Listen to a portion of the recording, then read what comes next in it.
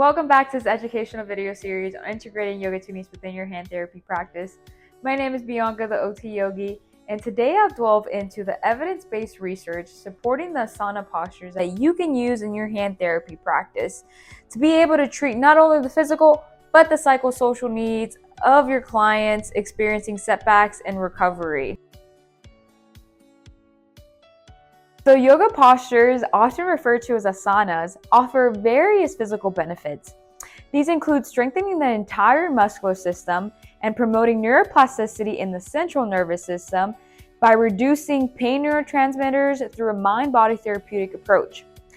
The extent of these benefits can vary depending on the complexity of the upper extremity injury or disorder and their healing timeline. Across the body of literature, yoga has demonstrated associations with enhancements in a range of biomarkers, indicative of its beneficial effects on overall health and well-being. Notably, a comprehensive review focusing on the impact of yoga on patients with rheumatoid arthritis highlighted its potential as an adjunct therapy in reducing disease activity, with reduced inflammatory mediators and enhancing quality of life for individuals with rheumatoid arthritis. In addition, yoga can offer a relief of symptoms associated with musculoskeletal disorders. In a randomized control trial, Bilar and Goudar investigated the impact of yoga on symptoms related to carpal tunnel syndrome and other repetitive strain injuries among laboratory workers. Both the control and intervention groups underwent 6 hours of counseling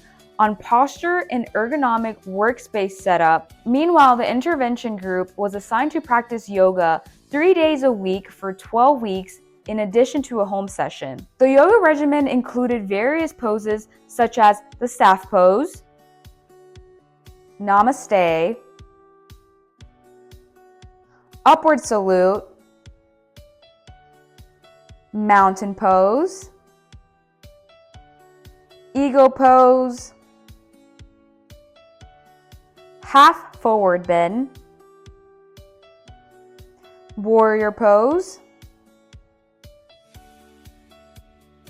and corpse pose, otherwise known as shavasana. So results showed a significant decrease in symptom severity and improved hand function in the yoga group compared to the control group.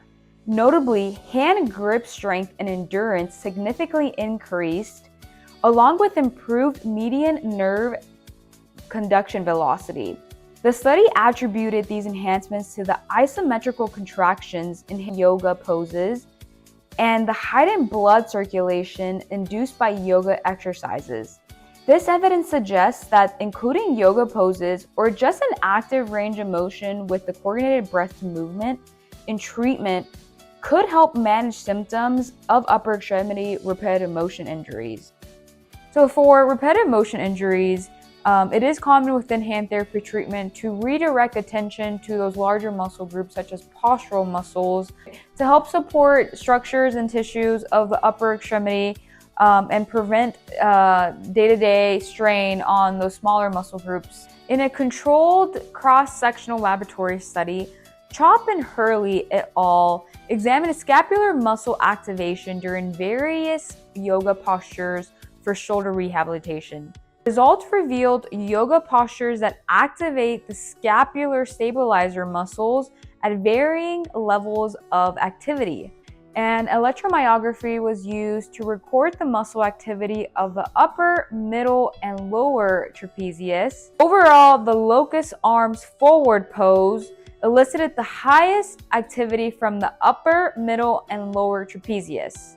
The study found that strengthening scapular stabilizer muscles is essential for shoulder rehabilitation, with yoga identified as a practical activity for strengthening these muscles at various activity levels. If you want to explore this article more and look into the other postures that were examined in this study, I have attached this article in the comment section below.